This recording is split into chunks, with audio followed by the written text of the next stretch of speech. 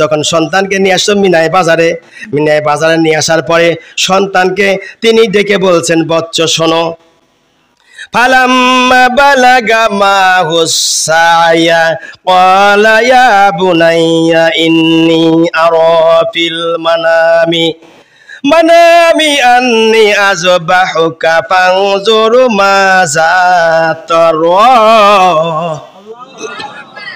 হযরত ইব্রাহিম আলাইহিস সালাম তিনি বললেন, ফালাম্মা বালাগা মাহুস সায়া, পুত্রী তার সঙ্গে চলার মতো বয়স হলো, তখন পুত্রকে বলছেন, ক্বালা, পুত্র শোনো, ইয়া বুনাইয়া ইন্নী আরা ফিল মানামি আন্নী আযবাহুকা ফানজুর মাযা তারা।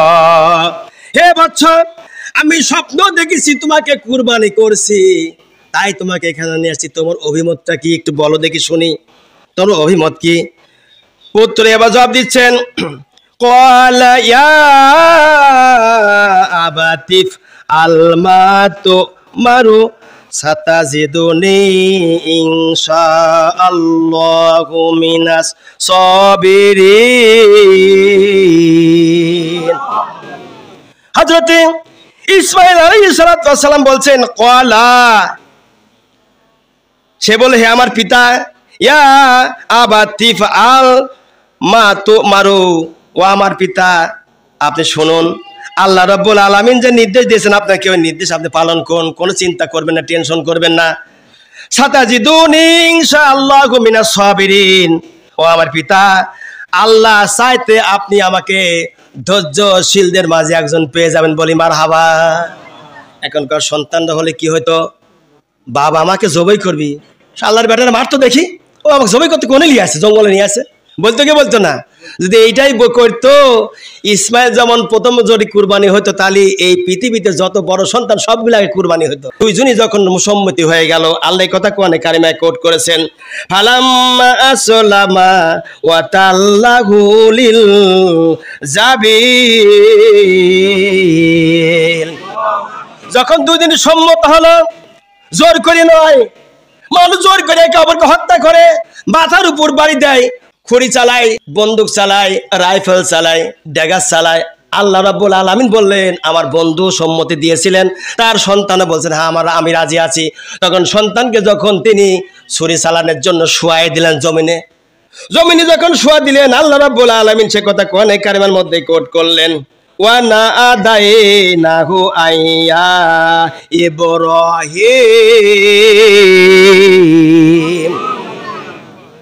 যখন জমিনে শুয়াই দিলেন, আল্লাহ রাব্বুল আলামিন বলছেন, ও জিব্রাইল, আমার বন্ধু জমিনে তার সন্তানকে শোয়া দিয়েছে জবাই করার জন্য, আমার বন্ধু আমার কথা অনুযায়ী তিনি সব করতেছে। এত বড় বড় পরীক্ষা থেকে আমি আল্লাহ রাব্বুল আলামিন আর বন্ধুকে রক্ষা করেছি, আজও রক্ষা করবো রে জিব্রাইল। আল্লাহ কেমনি রক্ষা করবে, যে ছুরি চালাইতেছে। ইব্রাহিম আলাইহিস সালামকে যখন আল্লাহ নির্দেশ দেয়, ইসমাঈল নবী বলতেছেন, পিতা আপনার একমাত্র আমি সন্তান, আপনি আমাকে জবাই করার জন্য নিয়ে আসছেন, জবাই করবেন, বেশ ভালো কথা, কিন্তু আপনার একমাত্র সন্তান যদি আমাকে জবাই করেন, আর এই চোখ যদি দিয়ে আপনি তাকায় দেখেন, তাহলে পরে আপনার মায়া জাগবে, মায়া হবে। আমিও আমার জান রক্ষা করার জন্য আমি নড়াচড়া করতে পারি, নড়াচড়া করতে গেলে পরে পায়ের গুতা, হাতের গুতা, নবী মানুষ আপনার গায়ে লাগতে পারে। অতএব আমার দুইটা হাত আপনি বেঁধে দেন, আগে দুইটা পা বেঁধে দেন, দুইটা হাত দুইটা পা বাঁধেন, আর আপনার চোখ বাঁধেন, আমার চোখটা বেঁধে দেন, যাতে করে আপনার দিকে আমার চেহারা না যায়, যেন বলতে না পারে আমার পিতা হয়ে আমাকে জবাই করতেছে। আর আপনি যদি এটা না কইতে পারেন আমার সন্তানকে আমি জবাই করতেছি, হারে আমি জবাই করবো না, এমন কথা না হয়। কেননা আল্লাহর হুকুম, সন্তানকে জবাই করা, জবাই করতেই হবে। সুবহানাল্লাহ কবেন না? বাড়ি যাই কেন সুবহানাল্লাহ, জোরে বলেন সুবহানাল্লাহ। ভাই আমার, আল্লাহ নবী ইসমাঈল আলাইহিস সালামকে যখন তিনি শুয়ায়ে ফেললেন জমিনে, শুয়ায়ে ফেলার পরে তখন বিসমিল্লাহ আল্লাহু আকবার বলছে, আল্লাহু আকবার, আল্লাহু আকবার, লা ইলাহা ইল্লাল্লাহু, আল্লাহু আকবার, আল্লাহু আকবার, আলিল্লাহ। আমার ভাইরা, হযরত ইব্রাহিম আলাইহিস সালাম এবারে যখন জবাই করতে গিয়েছে, সন্তানকে যখন জবাই করবে, সন্তান যখন বলছে হাত পা বেঁধে নেন, আপনি চোখটা বেঁধে নেবেন। ও বাবা ভাই সকল, প্রশ্ন করি আপনাদেরকে, এমন কোন নিষ্ঠুর পিতা আছে সন্তান মাসুম বাচ্চার কথা শুনিয়া চোখে পানি না আসে পারে? ওই সন্তানের কথা শুনে বাবার চোখে পানি এসে গেল, বাবা চোখে পানি নিয়ে সন্তানকে শোয়া দিয়ে বিসমিল্লাহ আল্লাহু আকবার বলে জবাই করতে গিয়েছে। জবাই করতে গিয়ে ছুরি চলছে না গলাতে। ফেরেশতা বলছে, আল্লাহ তোমার বন্ধু জবাই করে কিন্তু ফেললো। আল্লাহ পাক বলেন, ফেরেশতারা না জবাই করতে পারবে না, আমি অর্ডার না করা পর্যন্ত ছুরি কথা বলতে পারবে না। এবারে আবার যখন তিনি মনে মনে ভাবলেন জবাই হল না কেন, ছুরি বোধহয় উল্টা দিক হয়ে গেছে, আবার জবাই করার জন্য সোজা দিক খুলে নিল। চোখটা খুলিয়ে ছুরি তাকা দেখে না ঠিকই আছে, আবার তিনি বিসমিল্লাহ আল্লাহু আকবার বলে জবাই করতে যায়। তখনও ছুরিতে তার গলা কাটে না। ফেরেশতারা বলছে, রব্বুল আলামিন তোমার বন্ধু কিন্তু জবাই করে ফেললো, এবার আর রক্ষা করার নেই। আল্লাহ বলেন, থামো ফেরেশতা, জবাই হবে না, আমি আল্লাহ আমার বন্ধুকে রক্ষা করব, তুমি তো জানো না। আল্লাহ ওই যে ইসমাইলকে এবার জবাই করবে, ওই দেখা যাচ্ছে তিনি চোখ খুলে আবার সোজা হয়েছে দেখে নিল, ধারালো সাইডে কেন তাও দেখে নিচ্ছে। তৃতীয়বারের বার জবাই করার উদ্যোক্ত হবে। এমন সময় তিনি মনে মনে ভাবলেন যে শরীর বোধ হয় বাকশক্তি হারিয়ে ফেলেছে। পাশেই ছিল একটা পাথর, পাথর উপরে আঘাত হানলো ছুরি দিয়ে। ইব্রাহিম সালাম আঘাত হানার করে বলছে, ছুরি রে তোর কি বাকশক্তি হারিয়ে ফেলেছিস, তোর কি কাটার কোনো শক্তি নাই। ছুরির জবানকে আল্লাহ পাক নির্দেশ দিয়ে দিলেন, ছুরির তোর জবান খুলে কথা বল আমার বন্ধুর সাথে, বলে দে আপনার ডিউটি আপনি পালন করেন আর আমি আল্লাহর ডিউটি পালন করতেছি। ছুরির জবান খুলে বলছে, ও আল্লাহ নবী, আপনার দায়িত্ব আপনি পালন করতে থাকুন আর আমার ডিউটি আমি পালন করি। আপনাকে শুধু একবার বলেছে জবাই করার কথা, তাই আপনি পেরেশান হয়ে গেছেন, আর আমাকে ৭০ বার বলছে খবরদার আমার বন্ধুর গলা কাটিস না।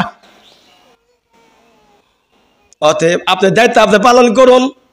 ছুরি এবারে তৃতীয়বার যখন চালাতে গেছে গলার উপরে, তখন ছুরিটা নিচে দেবে গিয়েছে। হযরত ইব্রাহিম আলাইহিস সালাম মনে করেছেন আমার পুত্র জবাই হয়ে গেছে। আল্লাহ বলেন, হে জিবরাইল ফেরেশতা, জান্নাতের ভিতরে আদম নবীর সন্তান হাবিল আর কাবিল দুইবার গন্ডগোল করাতে এক ভাইয়ের আমি কুরবানি কবুল করেছিলাম।